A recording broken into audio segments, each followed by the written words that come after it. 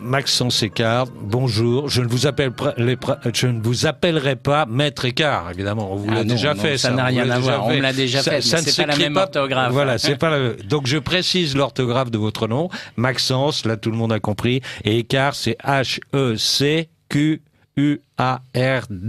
Voilà. Et votre livre, donc je rappelle, La crise de l'autorité dans l'Église, sous-titré « Les papes de Vatican II sont-ils légitimes ?» Point d'interrogation, paru aux éditions Pierre-Guillaume de Haut. Eh bien, alors, par quoi on commence? La crise de l'autorité ou les papes? Enfin, c'est le même sujet, d'ailleurs. C'est un peu le même sujet, oui. Voilà. Alors, c'est un livre copieux, assez pointu, dans la mesure où il y a énormément de citations, de références chez les théologiens, dans les textes. Beaucoup de citations en latin. Rarement traduit, je dois dire. Il me semble avoir quand même traduit l'essentiel. Mais pour les comme je pense lecteurs. Que c'est un livre qui intéresse aussi beaucoup les ecclésiastiques. Effectivement. Donc il était bien de travailler dans la toutes langue. Les références dans le texte, parce que souvent il y a des débats sur la traduction. Oui, vous avez bien raison. Ce qui n'empêche pas de traduire. Hein. Absolument. Voilà.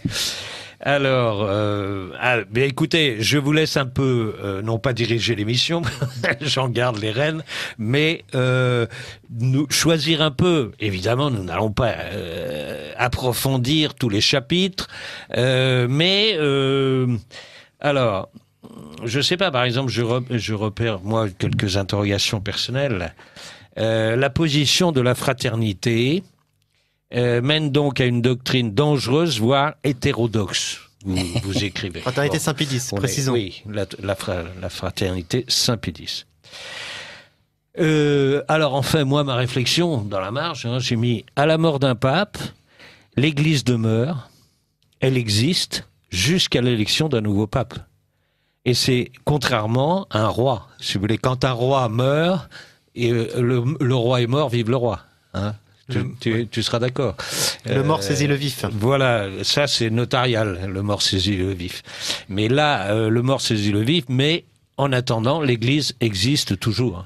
Alors je vais répondre à cette question, mais peut-être pour nos auditeurs que je salue, quelques mots d'introduction sur pourquoi ce livre en fait, et quelle a été ma démarche, et puisque moi je ne m'en cache pas, je suis catholique, de religion catholique, et pratiquant, je crois. Pratiquant, tout à fait. Et en fait, ce livre est né d'une interrogation. Puisque vous savez que l'Église catholique enseigne que le pape est infaillible. Oui. Et donc, excusez-moi, l'infaillibilité du pape, c'est un dogme qui date de 1870, c'est ça? Alors, non, c'est sa proclamation qui date de 1870.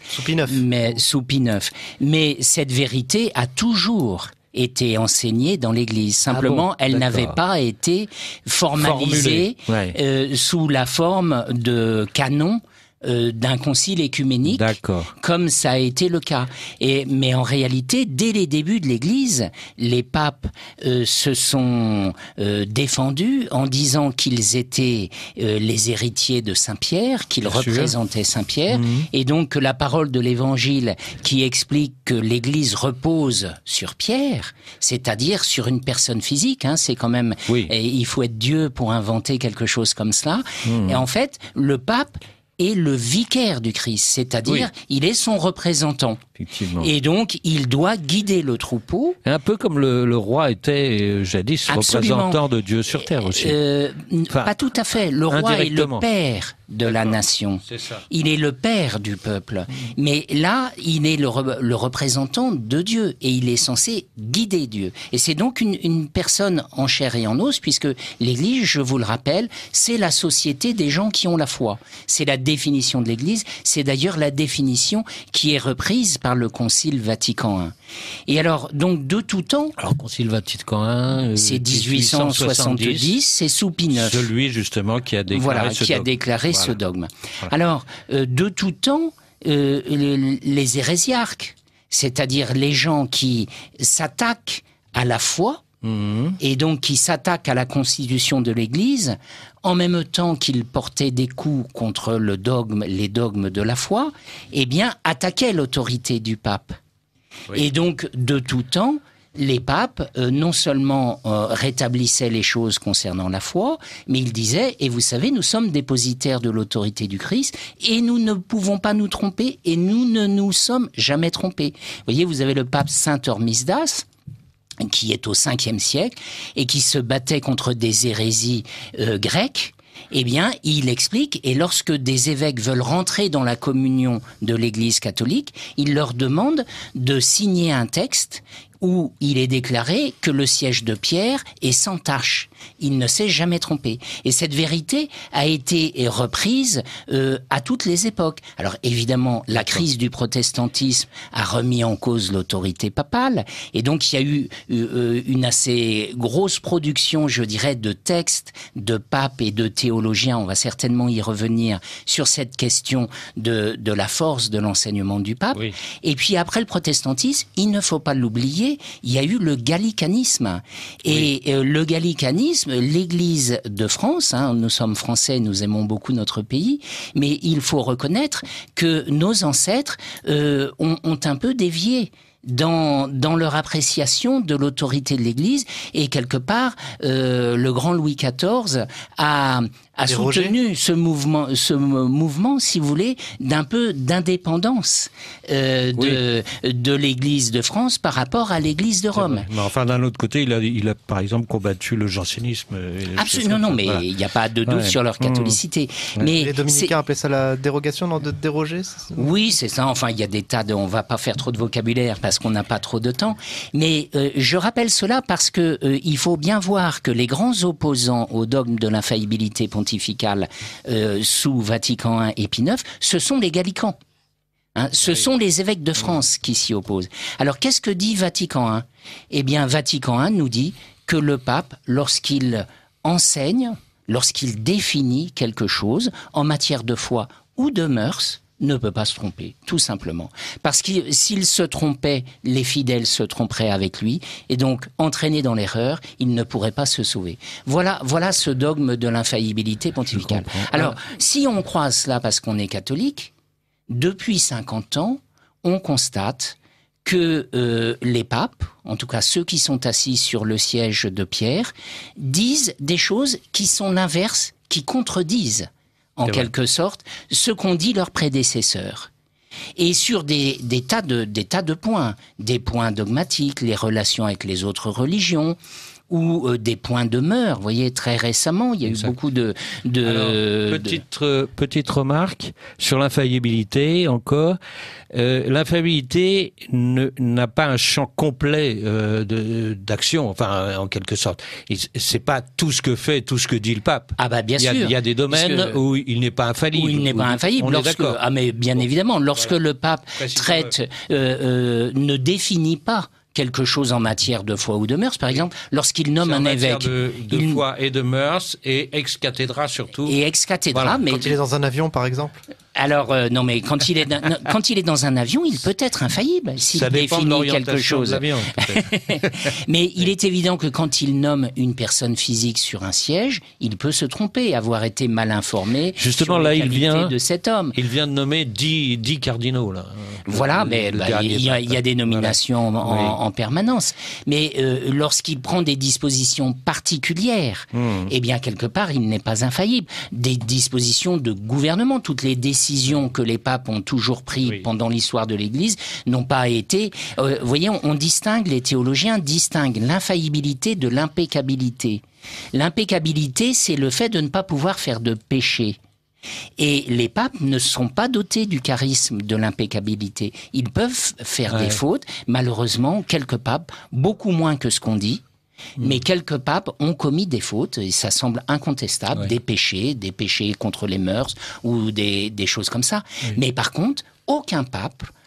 alors c'est un point dont on peut discuter, mais la réalité, c'est qu'aucun pape n'a jamais énoncé une vérité de foi ou édicté une règle de mœurs qui serait contraire à l'Évangile. Jusqu'en 1962.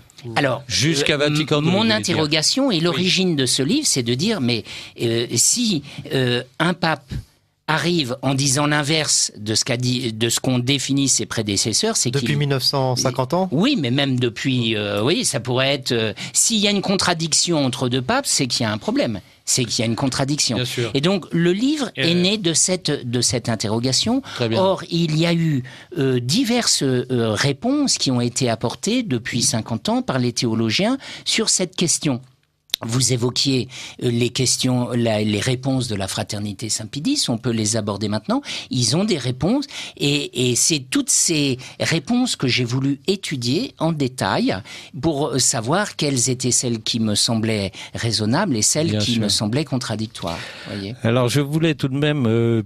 Donc avant Vatican II, hein, c'est en 1914, citer Léon Bloy dans son journal. Vous savez que je suis un peu un spécialiste de Léon Bloy. Or, il attaque violemment... comment il s'appelle Saint-Pédis. Benoît XV. Benoît XV, voilà. Benoît XV. Et Benoît XV qui vient d'être nommé en pleine guerre de 14. Et qui ne prend pas parti au grand scandale de Léon Bloy, qui lui est un héros de la guerre de 70 antérieure. Bon. Alors, il cite cette phrase inouïe du pape.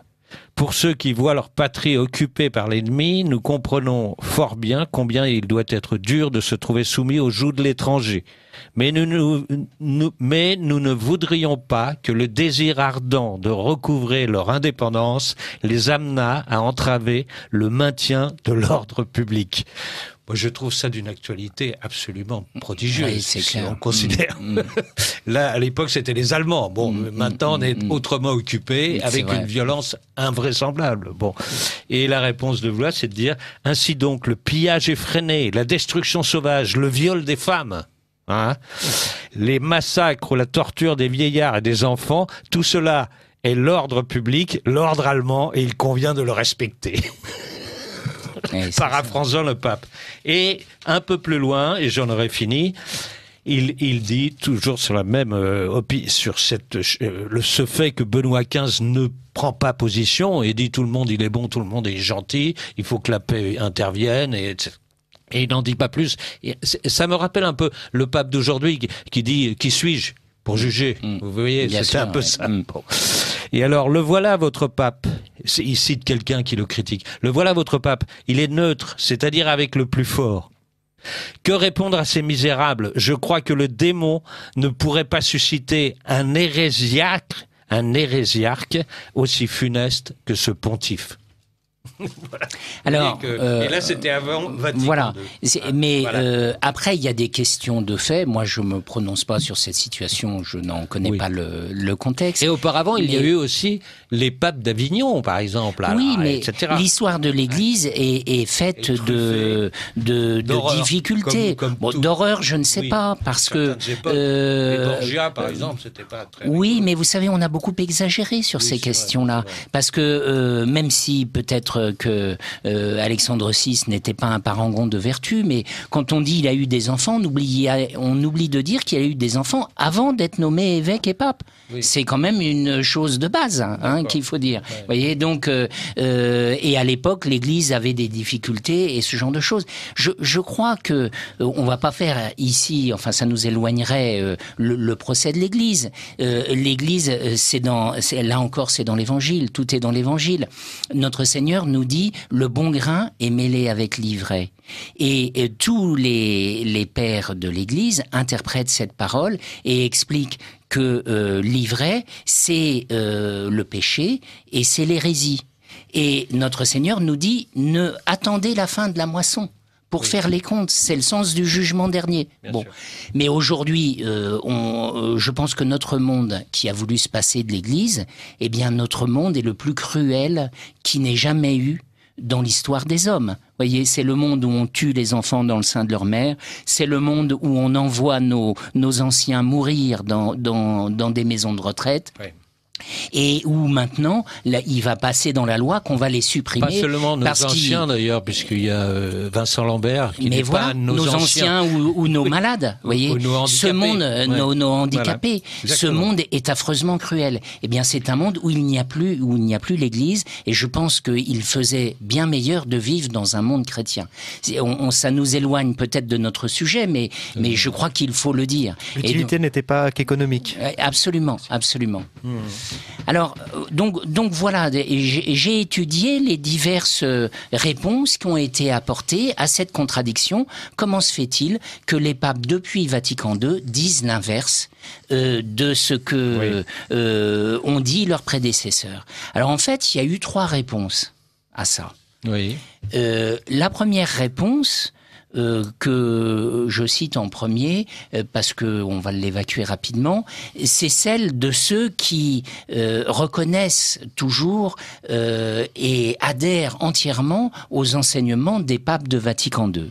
Et ils disent en fait, vous vous méprenez, il n'y a pas de contradiction entre ce que disent ces papes de Vatican II et ce que disent les papes antérieurs. Oui, c'est la continuité. C'est la continuité. Ce sont des questions de vocabulaire, des questions d'interprétation, ce qu'ils appellent, ce que Benoît XVI a appelé l'herméneutique de la continuité. Oui, c'est ça, très joli euphémisme. Voilà, donc il s'agirait de nier, en quelque sorte, la rupture qu'il y a depuis Vatican II entre les pontifes d'après Vatican II et les pontifes antérieurs. Alors, je ne répondrai qu'une chose à cela, c'est que les penseurs même de la révolution de Vatican II, que ce soit les théologiens pendant Vatican II, le père Congar, le père Chonu, le cardinal Daniels, ou les grands théologiens postérieurs, comme le cardinal Ratzinger, comme une multitude d'autres, tous, eux,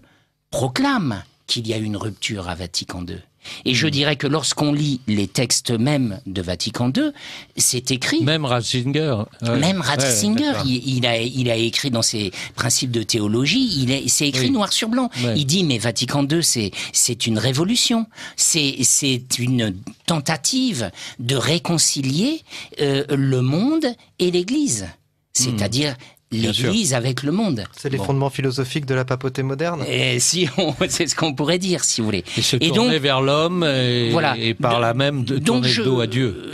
Comme la messe. Voilà, absolument. Tout cela est cohérent et lié, si vous voulez. La nouvelle liturgie correspond à la nouvelle religion. C'est une inversion de l'autel. Absolument. Et c'est une religion qui, au lieu d'être tournée vers Dieu, devient tournée vers l'homme. Voilà. C'est la religion de l'homme. Une sorte de nouveau protestantisme. De nouveau protestantisme. Voilà. Et je rappelle que saint Augustin, qui est suivi en cela par saint Thomas d'Aquin, explique que la nouveauté elle-même est une hérésie dans la religion. Que l'hérésie, c'est pas seulement l'erreur formelle, mais même la nouveauté symbolise l'hérésie. C'est choisir la nouveauté, parce que hérésia, c'est bien étymologiquement, c'est un choix, le choix. Hérésis. Et choisir, c'est renoncer. Voilà, exactement. Alors donc, cette première réponse à notre difficulté, voilà, elle me semble pas fondée dans les textes. La seconde réponse, c'est celle, effectivement, de la fraternité Saint-Pie-X et de tous les théologiens qui ont gravité autour de cette fraternité et qui ne lui appartiennent pas forcément. Et il y en a beaucoup. Je pense aux dominicains d'Avrier et je pense également aux théologiens d'autres fraternités. Je pense la fraternité Saint-Pierre ou l'Institut pour le Christ Roi ou tout cela. Alors, que nous disent-ils ? Eh bien, ils nous disent l'infaillibilité du pape est en fait n'intervient que dans des circonstances très particulières et très étroites et en fait assez rares, nous disent-ils. Oui. Et vous voyez, il y a mon livre a fait récemment une polémique avec les dominicains d'Avrier, que je salue ici, ce sont des amis, mais néanmoins, on peut ne pas être d'accord sur certaines questions. Oui. Et les dominicains d'Avrier disent, par exemple, que le dernier acte d'infaillibilité, c'est la proclamation du dogme de l'Assomption en 1950. Bon. Et que depuis, donc, aucun pape n'aurait rien défini. le Concile Vatican II n'a rien défini, disent-ils, et c'est quelque part la doctrine de Monseigneur Lefebvre lui-même, puisque vous savez que Monseigneur Lefebvre, évidemment, s'est opposé au pape de Vatican II, mais il n'a jamais voulu proclamer que ces papes n'étaient pas papes.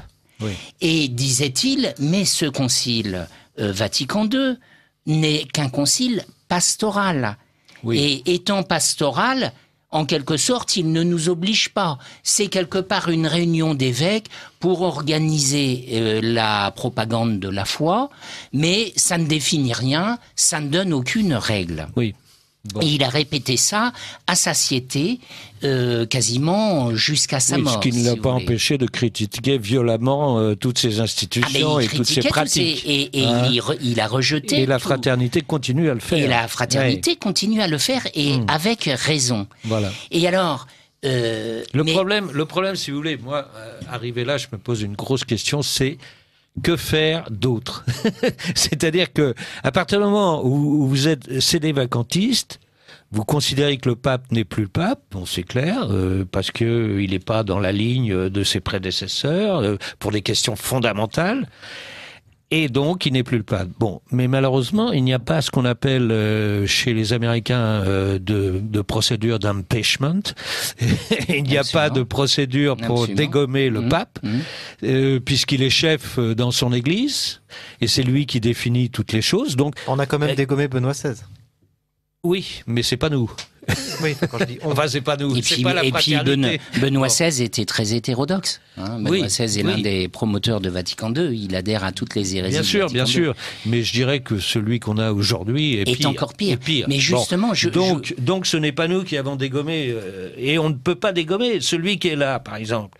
Moi, il m'exècre, je vous le dis tout de suite, c'est pas mon pape. Bon, quoique que je reconnais que ce soit le pape, parce que vous l'exécrez, mais oui, il vous exècre aussi.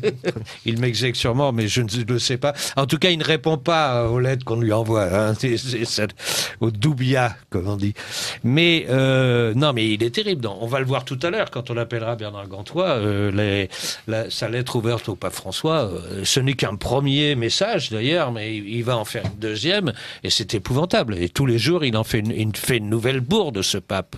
Mais c'est clair, il scandalise beaucoup de monde et il éloigne de la foi beaucoup de monde. Voilà, et avant évidemment, un vicaire du Christ alors, ne peut pas faire. citons-les avant lui. Le premier, c'est Jean XXIII. C'est peut-être pas, on n'en a pas tellement parlé, mais alors Paul VI, quelque chose d'effrayant, on peut le dire.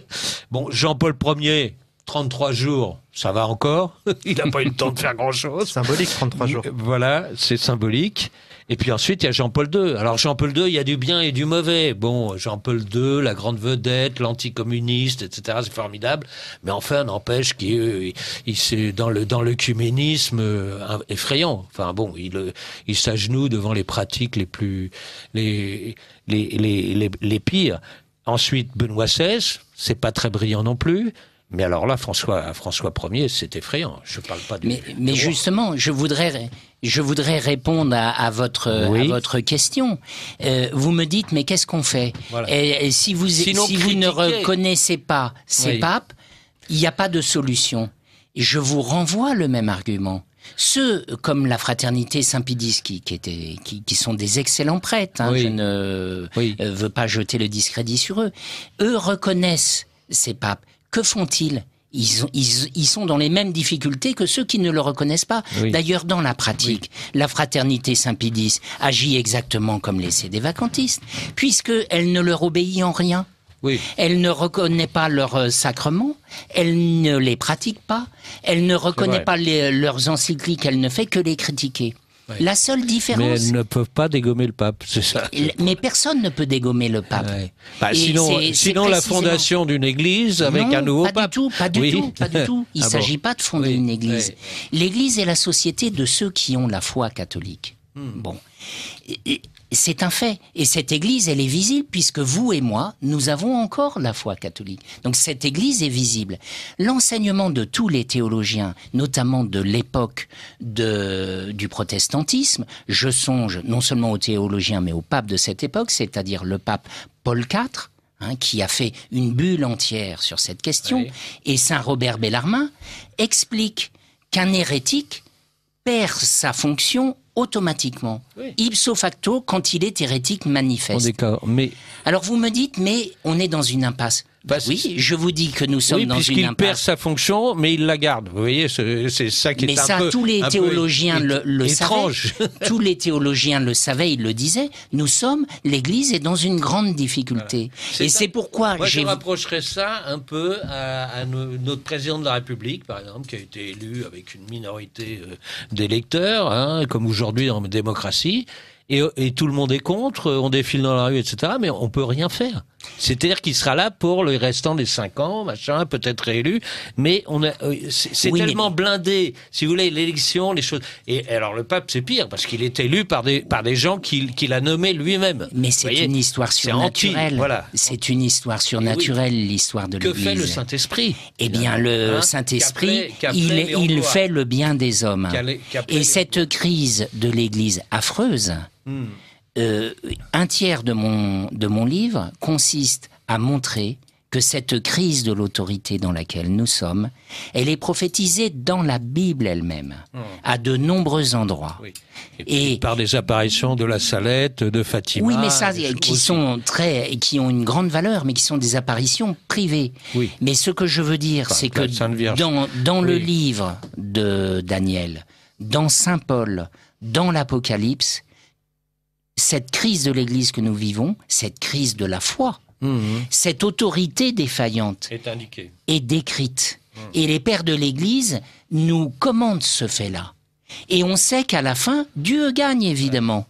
Mais c'est miraculeux. Alors vous me dites, qu'est-ce qu'on fait? Vous êtes dans une impasse. On fait demi-tour ou on fait marche arrière quand on est dans une impasse? Pas du tout. On continue à être ce que nous sommes et on attend que Dieu intervienne. Et ça ne peut se passer que comme cela. Veiller et prier. Exactement. Être fidèle. Alors on va essayer d'appeler pendant que Bernard notre Gantois. Réalisateur appelle Bernard Gantois, je lis 2 messages d'auditeurs, une auditrice au sujet de l'infaillibilité du pape. Le pape est infaillible uniquement lorsqu'il proclame des dogmes, comme l'Immaculée Conception. Pour le reste, il peut se tromper car c'est un homme. Mais votre auditrice dit vrai, hein. Il n'y a pas de... Voilà. Bon, on a Bernard Gantois. Je lis l'autre message auditeur. Bonjour messieurs. Il y a eu à une époque les papes d'Avignon, les papes de Rome, et qui étaient vraiment infaillibles. Merci pour votre émission.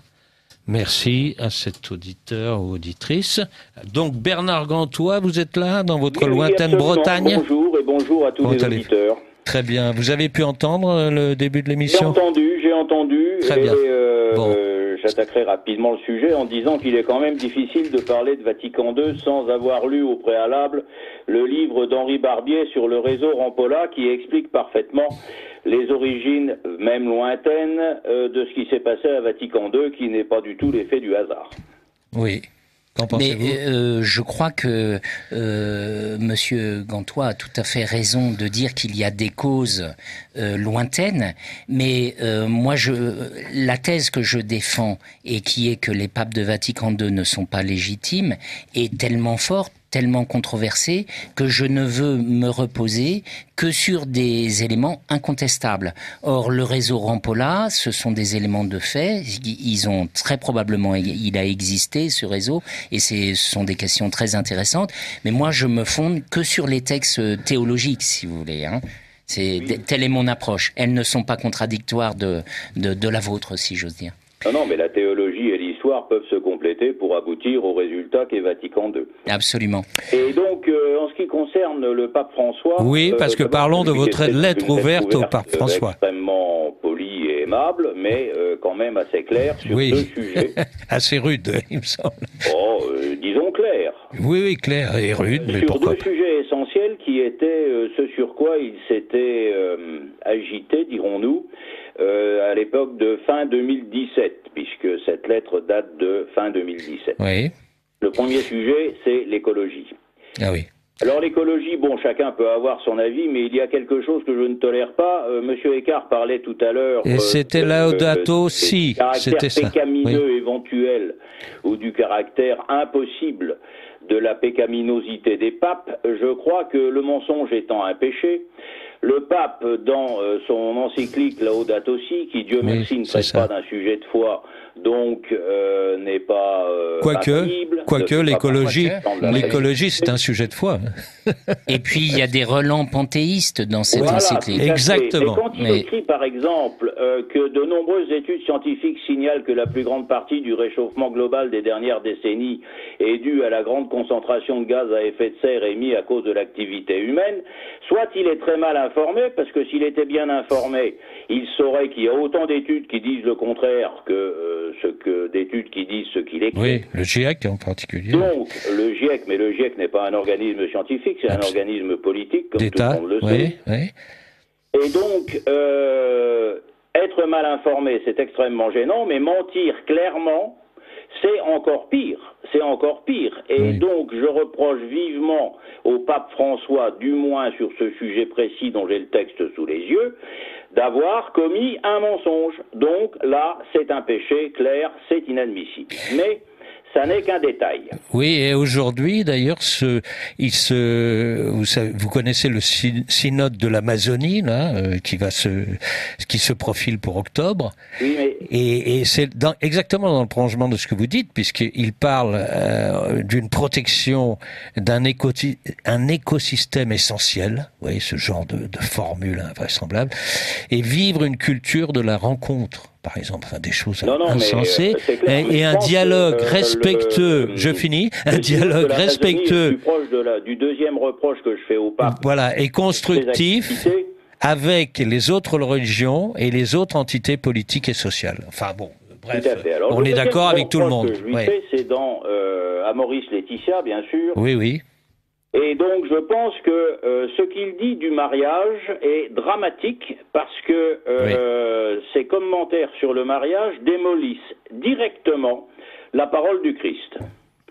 Et donc, je rappelle qu'il y a deux parties qui sont dramatiques dans ce qu'il raconte. Dans l'alinéa 300 de Amoris Laetitia, il dit « Les conséquences et effets d'une norme ne doivent pas nécessairement être toujours les mêmes. » Oui, donc ça veut dire que le dogme, qui est quand même une norme, on peut s'asseoir dessus.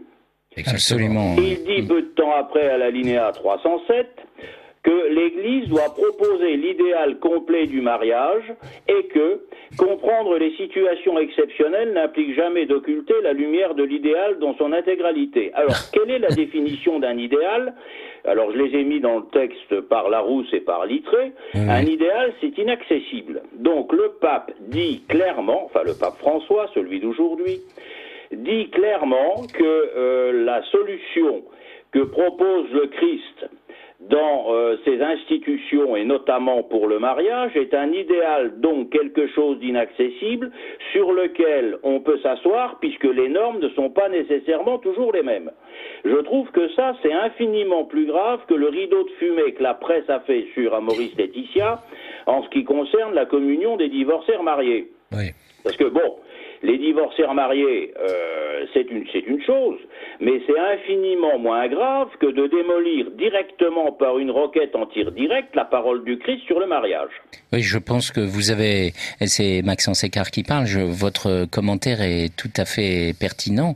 Je pense que ces déclarations générales sont destructrices, profondément destructrices, et sont en rupture complète avec cette institution que l'Église a toujours préservée comme la prunelle de nos yeux, qui est l'indissolubilité du mariage.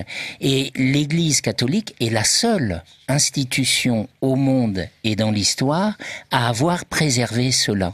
Et tous ceux, et malheureusement nous sommes nombreux, qui ont pu éprouver dans nos familles des ruptures, eh bien on sait combien l'Église a raison en déclarant cette indissolubilité du mariage. Comment peut-on expliquer que le vicaire du Christ revienne là-dessus, sur la parole même de Jésus-Christ, en disant que l'homme ne sépare pas ce que Dieu a uni? Eh bien, alors, oui, je crois qu'on peut l'expliquer. Je vais maintenant dire quelque chose qui n'est pas dans ma lettre ouverte, qui, comme vous le disiez tout à l'heure, M. Abrecorn n'a pas reçu de réponse. Je l'ai envoyé il y a 7 ou 8 mois au Vatican, mais évidemment, il n'y aura jamais de réponse. Il n'y a pas de raison qu'il ne réponde pas à 4 cardinaux dans une dubia et qu'il réponde à un fidèle de base. Il ne répond pas non plus aux convertis, malheureusement. Non, il ne répond plus à rien d'ailleurs. Et je pense qu'il y a quand même à tout ça une explication relativement claire.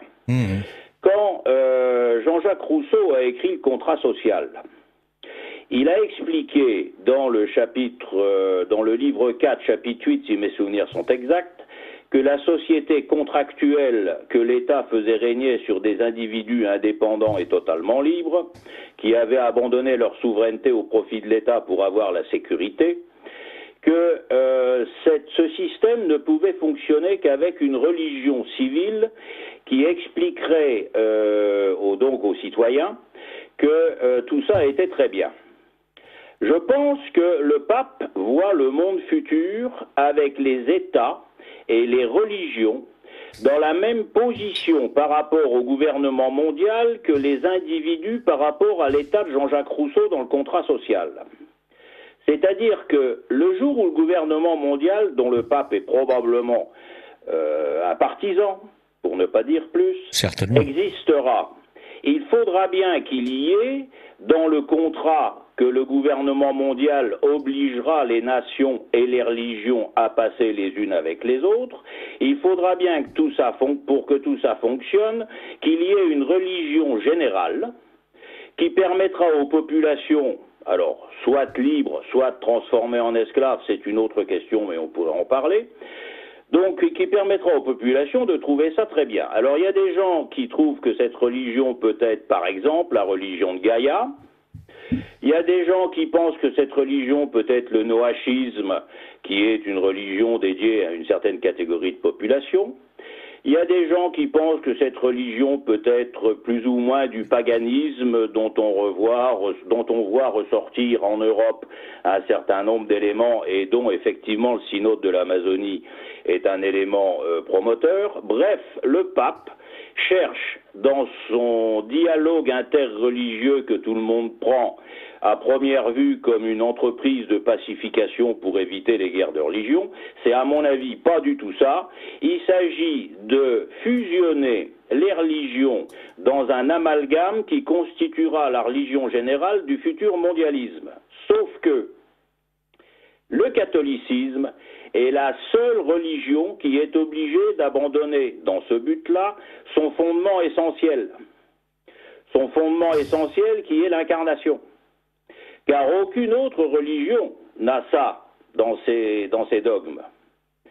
Donc le pape démolit systématiquement la religion catholique parce qu'elle est la seule qui, dans la condition d'aujourd'hui, est absolument incapable de rentrer dans cette religion mondiale nécessaire au mondialisme. Voilà en gros comment je comprends les choses. Très bien. Alors, ça, je ne l'ai pas expliqué dans ma lettre ouverte parce que c'était aller un peu loin et c'était surtout... Mais ce que vous donniez dans votre lettre ouverte aussi, c'est les origines. D'abord, les deux films que le pape a fait sur lui-même. Enfin, monsieur Abrecorn, écoutez, ça c'est quelque chose que je ne comprends pas. Je ne comprends pas qu'un personnage, quel qu'il soit, ait suffisamment d'orgueil et de prétention pour se faire faire de son vivant 3 films à sa gloire. Bah oui, c'est vrai. Même Hitler ne l'a pas fait. Hein. Voilà. Ni Staline d'ailleurs. Et qu'est-ce que je veux dire? Et enfin, vous parliez pour finir, hein, parce qu'on peut pas prolonger trop longtemps au téléphone.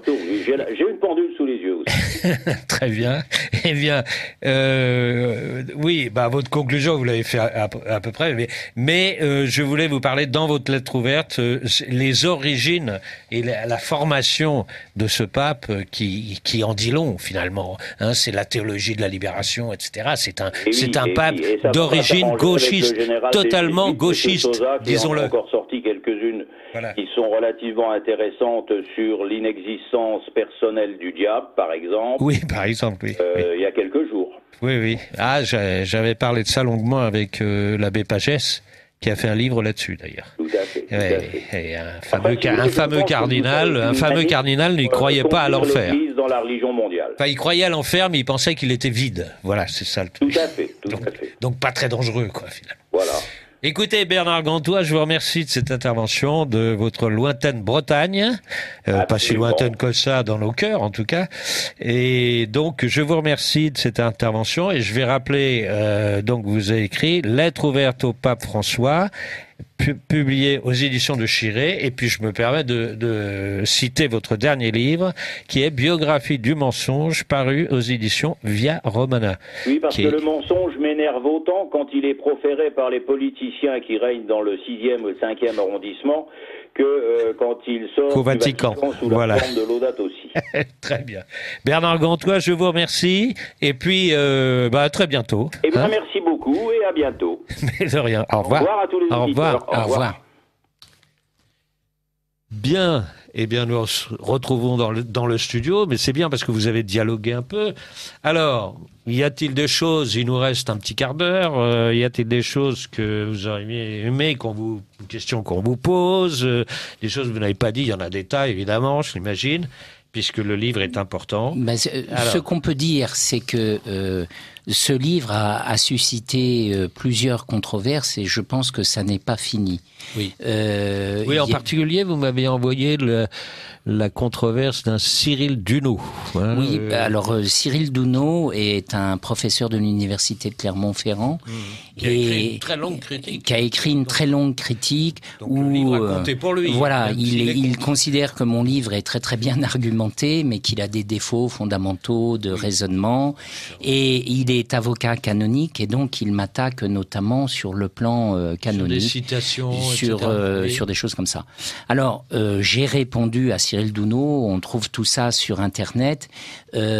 Grosso modo, toutes les critiques qui ont pu être faites, alors je crois qu'il y en a d'autres à venir et je les attends avec une certaine impatience, puisque ce que je souhaite, moi, c'est, je ne promeus pas un mouvement. Je pense que cette question sur l'autorité de l'Église, on est obligé de se la poser si on aime l'Église et si on veut garder la foi, on est obligé de se poser cette question. Et mon livre, d'autres écrits ont eu lieu avant mon livre, bien sûr, mais je pense qu'il relance un peu cette question et je suis très content qu'il y ait des gens qui disent « je ne suis pas d'accord » et donc je leur réponds et voilà. Et je sais que la Fraternité Saint-Pédis je crois, prépare une réponse et je serai très heureux d'en prendre connaissance et de participer à ce dialogue. Alors, aujourd'hui, que me reproche-t-on ? En gros, en simplifié. D'essayer d'opérer une conversion ?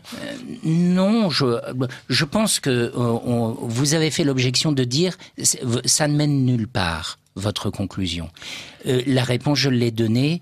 La position de la Fraternité Saint-Pédis ne mène pas plus à quelque chose, puisque si on reconnaît ces pontifes et qu'on ne leur obéit en rien, parce qu'ils sont hétérodoxes, eh bien, on est obligé, ça a été tout le problème de la Fraternité Saint-Pédis depuis presque 20 ans, on est obligé de trouver avec eux un accord pratique, canonique, mais qui se heurte à tout un tas de difficultés. Si vous voulez, la preuve que non, puisqu'ils n'ont pas signé d'accord canonique. Je sais bien. Pour l'instant, contrairement à d'autres obédiences, Saint-Pierre, etc. Tout à fait. Donc, en fait, c'est un statu quo, mais moi, ça me dérange pas tellement. Pourquoi signer puisque la fraternité vit sa vie, elle vit très bien d'ailleurs, à mon avis, elle vit beaucoup mieux que beaucoup de paroisses vaticanes.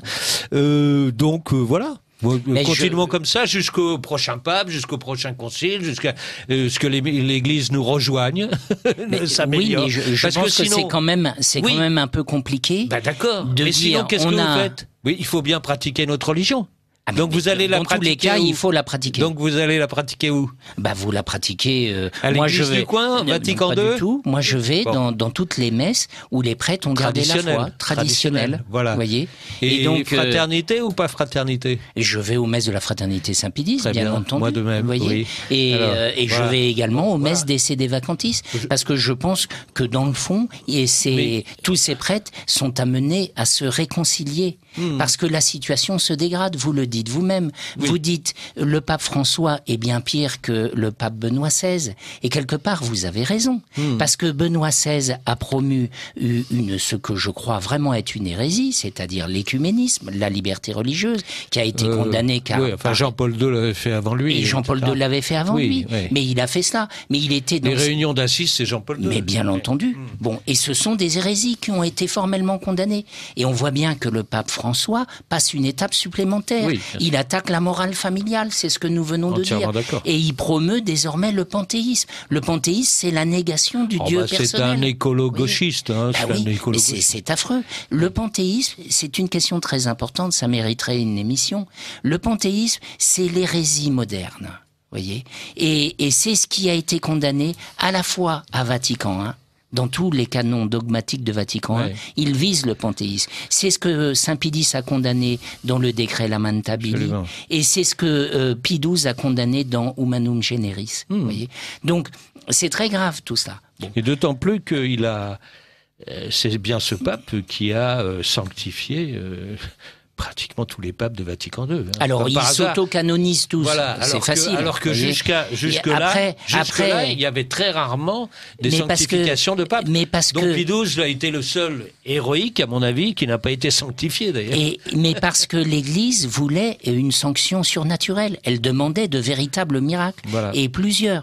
Et alors, là, ils ont modifié la procédure de canonisation en supprimant les exigences de miracles, et à ce moment-là, ça devient une médaille. Il y a toujours une exigence de miracle. Oui, sauf qu'ils ont changé les définitions de ce qu'est un miracle. Mais non pas pour les papes, mais justement les miracles, il y en a toujours eu beaucoup, et elle a de plus en plus de mal à reconnaître les véritables miracles, je veux dire des petites gens. Enfin. Voilà, exactement. Alors... Bon, on a quelques minutes encore. Hein. Alors, moi, ce qu'on me reproche, c'est des questions canoniques, et on me reproche d'élargir l'infaillibilité du pape. Alors, puisqu'il nous reste très peu de temps, j'invite les auditeurs d'abord à lire mon livre, car je réponds à toutes ces questions canoniques. Je réponds aux objections théologiques qui me sont faites à partir des doctrines du cardinal Cajetan ou de Jean de Saint-Thomas. Ces doctrines sont devenues obsolètes. La doctrine commune des théologiens depuis Vatican I et même avant Vatican I est celle que je défends, sur la perte de l'office ipso facto par un hérétique manifeste. Et ensuite, on me reproche d'élargir l'infaillibilité du pape. Et là, j'invite tout simplement nos auditeurs à relire les constitutions de Vatican I et à relire toute la littérature qui a été publiée à l'occasion de Vatican I sur cette question, et qui montre que le pape est vraiment le vicaire du Christ et qu'il doit nous guider dans un peu tout ce que nous faisons. Et moi, j'inviterai les auditeurs à pratiquer leur religion dans les meilleures conditions, dans les meilleures églises, auprès des meilleurs prêtres, ou des moins mauvais, en tout cas. Et ce qui est plus facile à Paris qu'en province ? Oui, certainement, mais en province, il y a des tradis dans toutes les villes aussi, finalement. Absolument. Mais... Parfois, il faut faire 5-10 kilomètres, c'est pas forcément la porte à côté, mais une fois tous les dimanches, c'est possible. 10 kilomètres, parfois plus. Oui, voilà. Un auditeur vous félicite pour votre émission et pour votre Parler Vrai. Merci, nous. Une auditrice au sujet de la fraternité Saint-Pie X, la fraternité reconnaît le pape en tant que Saint-Pierre comme institution. Et un auditeur, est-ce que le pape actuel serait l'antéchrist ? Vaste sujet. Alors, vaste sujet, et moi je n'ai aucune qualité pour dire cela. Et il y a je cite dans mon livre un livre peu connu de saint Thomas d'Aquin sur la venue de l'Antéchrist. Oui. Et c'est un livre extrêmement intéressant, mais qu'il est très difficile à trouver. Oui. Mais ceci dit, il n'y a pas de... Mais c'est dans l'Apocalypse, de toute façon. C'est dans l'Apocalypse, bien entendu, voilà, mais les pères de l'Église et les théologiens ont cherché à approfondir la question. Et le titre de ce livre de saint Thomas d'Aquin ? C'est le traité de la venue, de la vie et de la mort de l'Antéchrist. Et c'est un livre dont on a attaqué l'authenticité, mais qui est authentique. Encore un message qui arrive, il y en a beaucoup. Alors, est-ce que le problème ne viendrait pas plutôt de la franc-maçonnerie au Vatican ? C'est certainement l'une des questions que nous n'allons pas traiter maintenant en 3 secondes.